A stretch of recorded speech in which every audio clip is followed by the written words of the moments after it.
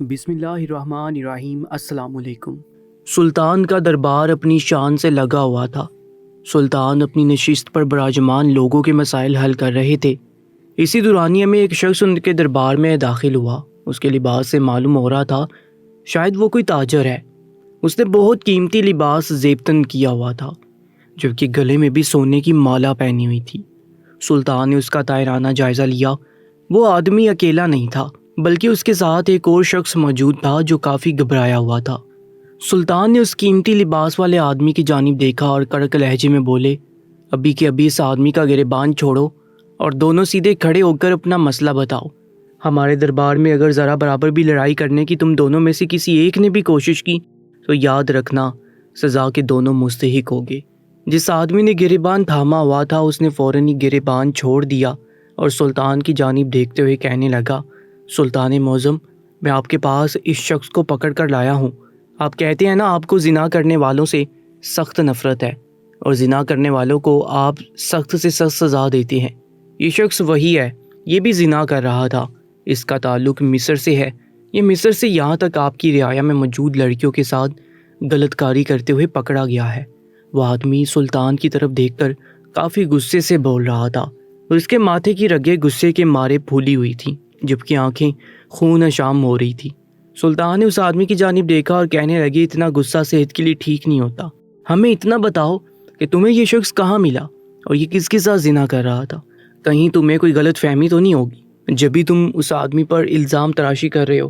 میں زنا کرنے والوں سے نفرت تو بہت کرتا ہوں، لیکن میں بے بنیاد الزام تراشی کرنے والوں کو کبھی بھی معاف نہیں کرتا۔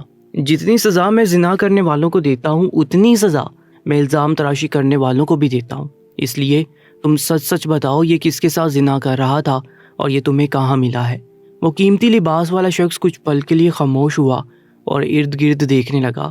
سلطان نے اس آدمی کی جانب دیکھا اور کہنے لگے، کیا ہوا؟ تم سب کے سامنے بتانے سے کیوں گھبرا رہے ہو؟ ہمیں اصل کہانی سے آگاہ کرو تاکہ اس حساب سے ہم سزا تجویز کر سکیں۔ اس آدمی نے سلطان کی جانب دیکھا اور دھیمے لہجے میں کہنے لگا، سلطان معظم، بتانے میں کوئی حرج نہیں ہے، لیکن یہ میری عزت کا معاملہ ہے، میں سب کے سامنے یہ بات نہیں بتا سکتا۔ سلطان ایک پل کو خاموش ہوئے اور کہنے لگے، جب تم بڑی محفل میں اس آدمی کو یہاں لے کر آ چکے ہو، سب کے سامنے یہ معاملہ شروع کر چکے ہو، تو تم بتانے میں کیوں شرما رہے ہو؟ جو بھی بات ہے تم بتاؤ، ہمارے دربار سے کوئی بات باہر نہیں جائے گی، اس بات کا ہم تم سے وعدہ کرتے ہیں۔ وہ آدمی کچھ پل کے لیے خاموش ہوا اور نظر جھکا کر کہنے لگا، سلطان معظم، یہ شخص میری بیٹی کے ساتھ میری گھر میں زنا کرتے ہوئے پکڑا گیا ہے۔ میں کسی کام کے سلسلے میں باہر گیا ہوا تھا، اور جب میں گھر کے اندر واپس آیا تو یہ میری بیٹی کے ساتھ کافی غیر اخلاقی حرکت کر رہا تھا۔ سلطان ایک پل کو خاموش ہو گئے۔ پورے دربار میں سناٹا چھا گیا۔ وہ آدمی مزید کہنے لگا، میں نے جب اس کو پکڑا اور اس پر غصہ کرنے لگا، اس کو مارا پیٹا، تو اس نے بتایا کہ یہ مصر سے یہاں پر آیا ہے۔ سلطان نے ایک نظر اس آدمی کو دیکھا اور اس لڑکی کے باپ کو خاموش رہنے کے لیے کہا۔ وہ آدمی کافی گھبرایا ہوا تھا، اس کے ہاتھ پاؤں بہت برے طریقے سے کپ کپا رہے تھے۔ سلطان بغور اس کی ایک ایک حرکت کو نوٹ کر رہے تھے۔ سلطان نے اس آدمی کو مخاطب کیا اور کہنے لگے، تم مصر سے یہ کام کرنے کے لیے اتنے دور کیوں آئے ہو؟ اگر تمہیں زنا کرنا ہی تھا تو تم کسی بھی لڑکی کو مصر میں ہی پکڑ کر اس کے ساتھ زنا کر سکتے تھے، وہاں پر تو تمہیں کوئی پوچھنے والا بھی نہیں تھا۔ یہاں پر میری سلطنت میں اگر تم یہ کام کر رہے تھے، مجھے وجہ بتاؤ تاکہ میں تمہارے معاملے کو سمجھ کر تمہاری سزا تجویز کر سکوں۔ اس آدمی نے سلطان کی جانب دیکھا اور کہنے لگا، سلطان معظم، میں اس بات کو تسلیم کرنے کے لیے تیار ہوں کہ میں نے ان کی بیٹی کے ساتھ زنا کیا ہے اور میں مصری شخص ہوں، لیکن میں آپ سے درخواست کرتا ہوں کہ میری سزا کو کم کیا جائے اور مجھے معاف کر دیا جائے۔ میں دوبارہ ایسی غلطی نہیں کروں گا، بلکہ یہاں کا کبھی رخ بھی نہیں کروں گا۔ یہ مجھ سے انجانے میں غلطی سرزد ہو گئی ہے۔ میں تو خود زنا کے خلاف ہوں، لیکن نہ جانے میں کیوں بہک گیا اور میں نے ان کی بیٹی کے ساتھ یہ قدم اٹھا لیا۔ وہ آدمی کچھ اور مزید کہتا کہ اس لڑکی کے باپ نے گھماتا ہوا زناٹے دار تھپڑ اس زانی آدمی کے منہ پر مارا تو وہ یکدم ہی لڑکھڑا کر زمین بوس ہوا۔ وہ قیمتی لباس والا آدمی بد تہذیبی پر اتر آیا تھا، اس آدمی کو گالیاں دینے لگا تھا۔ اس نے پل میں دربار کا پورا ماحول خراب کر دیا تھا۔ سلطان کو یہ سب چیزیں کافی ناگوار گزر رہی تھی۔ ان کے چہرے سے ہی معلوم ہو رہا تھا کہ وہ اس وقت بہت غصے میں ہیں۔ ان کے دربار میں بے وجہ ہی شور ہو رہا تھا۔ انہوں نے فوراً ہی اپنے سپاہی کو اشارے سے حکم دیا کہ اس قیمتی لباس والے آدمی کو تھوڑا دور کر کے پکڑ لیا جائے تاکہ وہ آرام اور تحمل سے اس زانی آدمی سے بات کر لے۔ ان کے حکم کی فوراً ہی تعمیل کی گئی تھی اور اس آدمی کو 2 سپاہیوں نے پکڑ کر دور کر دیا تھا، جبکہ وہ بہت زیادہ جھٹپٹا رہا تھا۔ اس کا بس نہیں چل رہا تھا کہ وہ اس مصری شخص کو قتل کر دے، لیکن سلطان کی موجودگی میں اس کے اندر اتنی ہمت نہیں تھی کہ وہ قتل کر پاتا۔ جب وہ آدمی ان سپاہیوں سے بھی قابو نہیں ہوا تو سلطان اپنی نشست سے کھڑے ہوئے غصے سے گھرائے، اگر تم ایک پل میں سیدھے کھڑے نہیں ہوئے تو یاد رکھنا ہم بالکل بھی تمہیں انصاف نہیں دلوائیں گے، بلکہ تمہیں اپنے دربار سے بھی باہر نکال دیں گے، اور ہو سکتا ہے دربار میں گستاخی کرنے کی وجہ سے تمہیں کال کوٹری میں بند بھی کر دیں۔ وہ آدمی جو ابھی مسلسل جھٹپٹا رہا تھا اب سلطان کی بات سن کر خاموشی سے اپنی جگہ پر کھڑا ہو گیا تھا، لیکن گھورنے سے ابھی بھی باز نہیں آیا تھا۔ سلطان نے اس زانی شخص کو دیکھا جو زمین پر پڑا ہوا تھا۔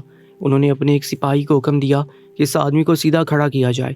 ان کے حکم کے فوراً تعمیل کی گئی تھی اور اس آدمی کو سیدھا کھڑا کر دیا گیا تھا۔ سلطان اب اس شخص کو بغور دیکھ رہے تھے۔ اس شخص کے کندھے اور آنکھیں جھکی ہوئی تھی۔ سلطان کو سمجھ نہیں آ رہا تھا کہ یہ شخص زانی ہے تو یہ اپنا گناہ اتنی آرام سے قبول کیوں کر رہا ہے۔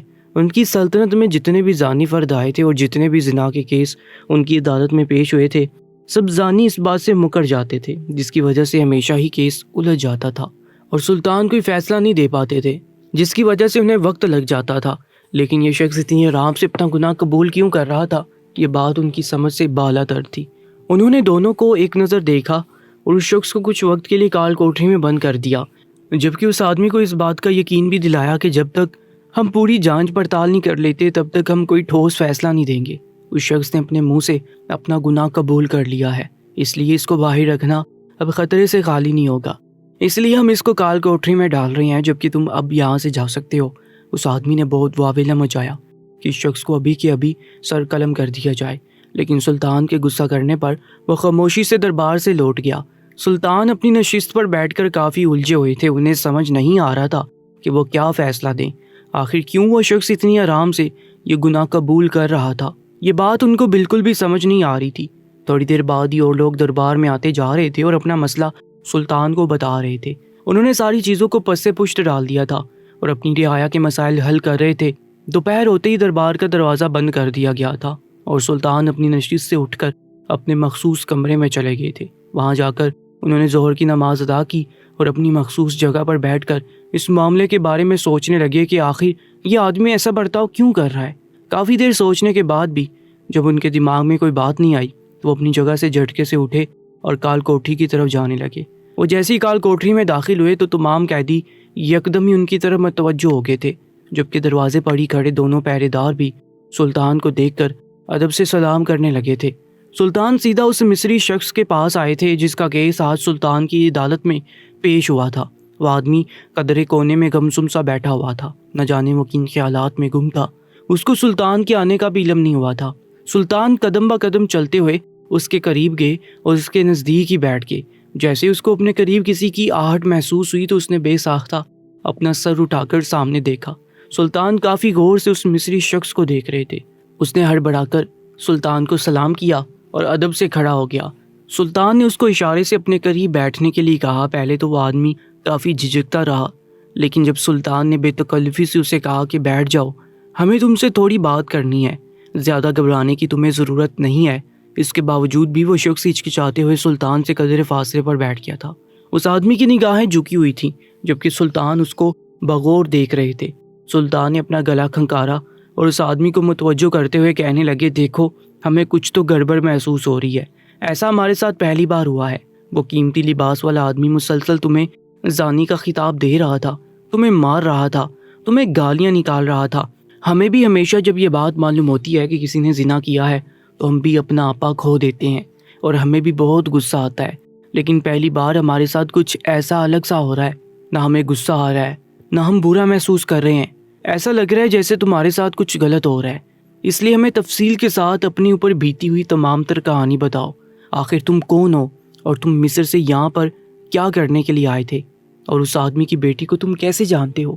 اس شخص نے سلطان کی جانب بڑھائی ہوئی آنکھوں سے دیکھا اور غمگین لہجے میں کہنے لگا، سلطان معظم، وہ آدمی بالکل درست کہہ رہا ہے، میں زانی ہی ہوں، میں نے غلط کیا ہے مجھے سزا ملنی چاہیے، آپ مجھ سے بالکل بھی ہمدردی نہیں کریں، میں اسی لائق ہوں۔ اس آدمی کی آواز میں جو درد تھا وہ سلطان بخوبی محسوس کر سکتے تھے۔ سلطان نے اس مصری شخص کے کندھے پر ہاتھ رکھا اور نرم لہجے میں بولے، ہمیں اپنے اوپر بیتی ہوئی داستان سناؤ، ہم تمہیں اس بات کا حکم دے رہے ہیں، ہم وعدہ کرتے ہیں ہم اس بارے میں کسی کو بھی کچھ نہیں بتائیں گے، کہیں فیصلہ لیتے ہوئے ہم سے کوئی غلطی نہ ہو جائے، اس لیے ہم بار بار تم سے یہ سوال دہرا رہے ہیں۔ اس شخص نے ایک نظر سلطان کو دیکھا اور روتے ہوئے اپنے اوپر بیتی ہوئی تمام داستان سنا دی کہ وہ لڑکی اس شخص کی کیا لگتی ہے اور وہ مصر سے یہاں پر کیا کرنے کے لیے آیا ہے۔ جیسے جیسے وہ اپنے اوپر بیتی ہوئی داستان سلطان کو سناتا جا رہا تھا، ان کی رگیں غصے سے پھولتی جا رہی تھی۔ وہ آدمی چپ ہوا تو سلطان غصے سے گرجتے ہوئے کہنے لگے، جب وہ آدمی تم پر مسلسل ہاتھ اٹھا رہا تھا، تم سے بدتمیزی سے پیش آ رہا تھا، تمہیں گالیاں نکال رہا تھا، تب تم نے اس کو ساری سچائی کیوں نہیں بتائی؟ آخر تم کیوں چپ رہے؟ تم کیا پاگل ہو؟ کب تک تم خود پر یہ ظلم سہتے رہو گے؟ یہ تو غلط بات ہے نا۔ یہ سننے کے بعد جو بات اس آدمی نے سلطان سے کہی تھی وہ سلطان کو اس آدمی پر فخر کروانے کے لیے کافی تھی۔ سلطان اپنی جگہ سے بے ساختہ اٹھے اور کال کوٹری سے نکلتے چلے گئے۔ انہوں نے ایک بار پھر اسی وقت دربار لگایا تھا اور اپنے سپاہیوں کو حکم دیا تھا کہ اس قیمتی لباس والے آدمی کے گھر جاؤ اور اس کی بیٹی اور اس آدمی کو دربار میں بلا کر لاؤ، ہم ابھی کے ابھی اس معاملے کا حل نکالیں گے۔ ان کے حکم کی فوراً ہی تعمیل کی گئی تھی اور ان کا سپاہی کچھ ہی دیر میں ان دونوں باپ بیٹی کو لے کر دربار میں حاضر ہو گیا تھا، جبکہ سلطان نے وزیر کے ہمراہ اس مصری شخص کو بھی کال کوٹری سے دربار میں بلا لیا تھا۔ ایک بار پھر دربار سج چکا تھا، تمام درباری سلطان کو حیرت سے دیکھ رہے تھے، جبکہ وہ مصری شخص بھی سلطان کو کافی پریشان نگاہوں سے دیکھ رہا تھا۔ سلطان نے اس قیمتی لباس والے شخص کو دیکھا اور کہنے لگے، تمہارا کہنا ہے کہ یہ مصری شخص تمہاری بیٹی کے ساتھ زنا کرتے ہوئے پکڑا گیا ہے، اور اگر یہ بات معاشرے میں پھیلتی ہے تو تمہاری بیٹی کی بہت بدنامی ہوگی، اس لیے میں تمہیں ایک حل بتاتا ہوں کہ تم ان دونوں کا ابھی کے ابھی نکاح کر دو تاکہ یہ بدنامی یہیں پر دب جائے اور یہ دونوں ایک محرم رشتے میں بندھ جائیں۔ یہ بات سنتے ہی وہ آدمی ہتھے سے اکھڑ گیا، کہنے لگا، سلطان معظم، یہ کیسا انصاف ہے؟ آپ کو چاہیے تھا آپ اس ناخنجار شخص کا ابھی کے ابھی قتل کر دیتے، آپ نے کیوں اس کو ابھی تک پناہ دی ہوئی ہے؟ اور میں کبھی بھی اپنی بیٹی کی شادی اس انسان سے نہیں کروں گا جو میری بیٹی کے ساتھ نامحرم ہوتے ہوئے بھی تعلقات قائم کرتا ہے۔ یہ سن کر سلطان اپنی نشست سے کھڑے ہوئے اور قدم با قدم چلتے ہوئے اس آدمی کے قریب آگے اور اپنی تلوار اس آدمی کے پاس کرتے ہوئے کہنے لگے، تو ٹھیک ہے، اگر یہ مصری شخص غلط ہے، اس نے گناہ کیا ہے، تو تم ابھی کے ابھی ہماری تلوار سے ہماری آنکھوں کے سامنے اس آدمی کا سر قلم کر دو۔ زنا کرنے والے کی یہی سزا ہم تجویز کرتے ہیں، اسی لیے ہم یہ اختیار تمہیں دے رہے ہیں۔ اور اس آدمی نے ایک نظر سلطان کو دیکھا، ان سے کہنے لگا، سلطان معظم، آپ سچ کہہ رہے ہیں، میں یہ قتل اپنے ہاتھ سے کر دوں۔ سلطان نے سر کو ہلکی جنبش دی اور کہنے لگے، لیکن اس سے پہلے ہماری ایک شرط ہے، ہماری تلوار وہاں پر رکھی ہوئی ہے۔ وہ ایک طرف کو اشارہ کرتے ہوئے کہنے لگے، آپ وہاں سے اٹھا کر ہماری تلوار یہاں لے کر آئیں اور اس کو ہماری میان میں ڈالیں، اس کے بعد ہم خود اپنے ہاتھوں سے اپنی تلوار نکال کر آپ کو دیں گے تاکہ آپ اس شخص کا اپنے ہاتھوں سے قتل کر دیں۔ اس شخص نے فوراً ہی تیزی دکھائی تھی اور سلطان کی تلوار جو ایک طرف کو رکھی ہوئی تھی اس کو اٹھا کر لایا تھا اور ان کی میان میں ڈالنے لگا، لیکن جیسی وہ میان میں ان کی تلوار ڈالتا، سلطان فوراً ہی اپنی میان کو آگے پیچھے کر دیتے، جس کی وجہ سے وہ آدمی میان میں تلوار ڈال ہی نہیں پا رہا تھا۔ کافی انتھک محنت کے بعد جب میان تلوار میں نہیں گئی تو وہ آدمی پریشان ہوتے ہوئے کہنے لگا، سلطان معظم، آپ یہ کیا کر رہے ہیں؟ میں کب سے آپ کی میان میں تلوار ڈالنے کی کوشش کر رہا ہوں، لیکن آپ مسلسل میان کو آگے پیچھے کر رہے ہیں، جس کی وجہ سے میری تلوار میان میں جا ہی نہیں پا رہی۔ سلطان نے ایک نظر اس قیمتی لباس والے شخص کو دیکھا اور کہنے لگے، اگر تم میان میں تلوار نہیں ڈال پا رہے تو اس کا مطلب ابھی تک تم سمجھ نہیں پائے۔ وہ آدمی سلطان کی بات کو سمجھ نہیں پا رہا تھا، وہ فوراً ہی سر نفی میں ہلانے لگا، کہنے لگا، سلطان معظم، باخدا میں آپ کی بات بالکل بھی نہیں سمجھ پا رہا، نہ آپ مجھے تلوار میان میں ڈالنے دے رہے ہیں، نہ آپ اس شخص کا کوئی فیصلہ کر رہے ہیں، آخر آپ چاہتے کیا ہیں؟ اس آدمی نے کافی بیزاری سے کہا۔ تو سلطان نے ایک نظر اس شخص کو دیکھا اور کہنے لگے، بالکل اسی طریقے سے تیری بیٹی نے زنا کرنا چاہا، جب ہی دونوں کی طرف سے یہ غلط کام ہوا، اگر تیری بیٹی یہ کام نہیں چاہتی تو کبھی بھی یہ زنا نہیں ہوتا۔ وہ آدمی ایک پل کو بالکل خاموش ہو گیا۔ تمام درباری اپنی نشست سے کھڑے ہو کر سلطان کو حیرت سے دیکھ رہے تھے، جبکہ وہ مصری شخص بھی سلطان کو حیران نگاہوں سے دیکھ رہا تھا۔ اس مصری آدمی نے سلطان کو بتایا تھا وہ لڑکی اور اس کا باپ ایک دفعہ مصر آئے تھے، وہ مصر میں تلوار بنانے کا کام کرتا ہے۔ اس کا باپ تاجر تھا اور اسے کچھ تلواریں خریدنے کے لیے آیا تھا۔ اس کی بیٹی کو مصر گھومنے کا بہت شوق تھا، اس لیے وہ اپنے باپ کے ہمراہ مصر آئی تھی۔ لیکن وہاں پر جب لڑکی اور لڑکے نے ایک دوسرے کو دیکھا تو ان دونوں کو ایک دوسرے سے محبت ہو گئی۔ لیکن اس لڑکی کا باپ کافی امیر ہے اور وہ کسی بھی غریب شخص سے اپنی بیٹی کی شادی نہیں کرنے دینا چاہتا تھا۔ مصر میں جب یہ لوگ موجود تھے تو اس آدمی نے اس کے باپ سے نکاح کی خواہش ظاہر کی تھی، لیکن اس کے باپ نے اس کے رشتے کو یہ کہہ کر ٹال دیا تھا کہ تم ایک غریب شخص ہو، میری بیٹی ایک تاجر کی اولاد ہے، میری ساری جائیداد میری بیٹی کی ہے اور تمہارے پاس کچھ بھی موجود نہیں ہے، اس لیے میں تمہاری شادی اپنی بیٹی سے کسی صورت بھی نہیں کروانا چاہتا۔ اس کی بیٹی نے بھی اپنے باپ سے کافی ضد کی تھی، لیکن اس کے باوجود بھی اس کا باپ اس رشتے کے لیے بالکل بھی رضامند نہیں ہوا تھا اور اپنی بیٹی کو زبردستی مصر سے واپس اپنے شہر لے آیا تھا۔ اس آدمی کو اس لڑکی سے پہلی نظر میں محبت ہو چکی تھی، وہ چاہ کر بھی مصر میں اپنی زندگی اب سکون سے نہیں گزار پا رہا تھا، اس لیے کچھ روز بعد وہ مصر سے یہاں پر آ گیا تھا۔ اس نے بہت مشکل سے اس لڑکی کا گھر ڈھونڈا تھا اور جب وہ دونوں ملے تو اس لڑکی نے بتایا کہ اس کے باپ نے اس کا رشتہ یہاں آتے ہی ایک تاجر کے بیٹے سے طے کر دیا تھا۔ کچھ روز بعد اس کی شادی ہے۔ وہ دونوں کافی پریشان تھے، وہ دونوں اب چھپ چھپ کر ملاقات کرنے لگے تھے۔ اس لڑکے کو یہاں پر آئے ہوئے کچھ مہینے گزر چکے تھے، وہ لوگ اب ہر روز ہی ملاقات کرتے تھے۔ ایک روز اس آدمی نے جب اس لڑکی کے باپ کو باہر جاتے دیکھا تو وہ موقع کا فائدہ اٹھا کر اسے ملاقات کے لیے اس کے گھر آ گیا، لیکن جب وہ باہر آیا تو وہ کافی پریشان تھی۔ وہ مصری آدمی اس لڑکی کے قریب بیٹھ گیا، اس سے پوچھنے لگا کہ کیا ہوا ہے، تم اتنی زیادہ پریشان کیوں ہو، سب خیریت تو ہے؟ وہ لڑکی ہڑبڑا کر کہنے لگی، نہیں بالکل بھی خیریت نہیں ہے، ابا کو اس بات کے بارے میں معلوم ہو چکا ہے کہ تم مصر سے یہاں پر آئے ہو، وہ لڑکے والوں کے گھر گئے ہیں تاکہ ان سے جلدی شادی کا بول سکیں۔ مجھے سمجھ نہیں آ رہا کہ اب ہم دونوں کیا کریں گے، ہمارے نصیب میں اس دنیا میں ایک ہونا نہیں لکھا۔ وہ لڑکی کافی زاروں کی تار سے رو رہی تھی اور مسلسل بولے جا رہی تھی۔ لڑکے نے بے ساختہ اس لڑکی کو اپنے سینے سے لگا لیا تھا اور دھیرے دھیرے اس کے سر پر ہاتھ پھیر کر اس کو خاموش کروانے کی کوشش کر رہا تھا، لیکن وہ لڑکی مسلسل روتی جا رہی تھی۔ اچانک ہی وہ دونوں ایک دوسرے میں گم ہونا شروع ہو گئے تھے۔ دیکھتے دیکھتے وہ دونوں غلط کاری کرنا شروع کر چکے تھے اور اسی دورانیے میں اس لڑکی کا باپ گھر میں داخل ہو گیا اور ان دونوں کو ایسی حالت میں پکڑ لیا، اور اسی وقت اس لڑکی کو اپنی بیٹی سے دور کر کے وہ گھسیٹتا ہوا سلطان کے دربار میں لے آیا تھا۔ وہ لڑکا بہت شرمندہ تھا کہ اس نے اپنی محبت کے ساتھ ایسا کیوں کیا تھا، جب بھی وہ بڑے دربار میں اس گناہ کو قبول کر چکا تھا۔ اس کا بالکل بھی دل نہیں تھا کہ وہ مزید اب اس دنیا میں زندگی گزارے۔ سلطان نے جب اس کو شرمندہ دیکھا تو وہ یہی سمجھ گئے تھے کہ دال میں کچھ کالا ہے، کہانی کچھ اور ہے۔ وہ اس لڑکے سے اکیلے میں ملاقات کر کے تمام کہانی سن چکے تھے، جب انہوں نے اسے یہ بات کہی کہ تم نے یہ گناہ اکیلے کیوں قبول کیا، اگر اس کام میں وہ لڑکی بھی ملوث تھی تو تم نے سارا الزام خود کے سر پر کیوں لیا؟ تو اس لڑکے نے کہا کہ میں اپنی محبت کو حلال کر کے اپنانا چاہتا تھا، لیکن سب سے بڑی غلطی میری ہے کہ میں نے اس کو حرام ہونے کے باوجود اپنے سینے سے لگایا۔ اگر میں یہ نہیں کرتا تو ایسے کبھی بھی نہیں ہوتا۔ میرے لیے میری محبت بہت اہم ہے اور میں اس کی بہت عزت کرتا ہوں۔ اگر میں سارا الزام خود کے سر پر نہیں لیتا تو بڑے مجمع میں اس کی بہت بےعزتی ہوتی، پوری دنیا اس کو تھو تھو کرتی، اور میں یہ نہیں چاہتا کہ میرے مرنے کے بعد میری محبت پر الزام تراشی ہو۔ میں چاہتا ہوں کہ میری محبت ساری دنیا کے سامنے سر جھکا کر نہیں بلکہ سر اٹھا کر چلے۔ سلطان کو وہ لڑکا بہت ہی مختلف لگا تھا۔ انہوں نے دل میں تہیہ کر لیا تھا کہ وہ ہر حال میں ان دونوں کو ایک کر کے دم لیں گے، لیکن اس سے پہلے انہیں کسی بھی طریقے سے اس لڑکی کے باپ کو سمجھانا تھا کہ غلطی صرف اس مثلی آدمی کی نہیں تھی بلکہ ان کی بیٹی کی بھی تھی، کیونکہ دونوں کی طرف سے ہی قدم اٹھایا گیا تھا۔ جب سلطان نے اس آدمی کو یہ بات سمجھائی کہ اگر میان میں تلوار میری مرضی کے بغیر تم نہیں ڈال پا رہے ہو تو اسی طریقے سے اگر وہ لڑکا تمہاری بیٹی کے ساتھ زنا کر رہا تھا تو تمہاری بیٹی اس کو یہ کرنے دے رہی تھی، تو اس کا مقصد یہی تھا کہ تمہاری بیٹی بھی اس کام میں ملوث تھی۔ اگر سر قلم کرنا ہے تو دونوں کا کرو، صرف ایک انسان کا سر قلم نہیں ہوگا۔ جبکہ وہ آدمی یہ تمام تر رداد سن کر خاموش ہو گیا تھا اور تھوڑی دیر بعد اس نے ایک گہری سانس لے کر نکاح کی رضامندی دے دی تھی۔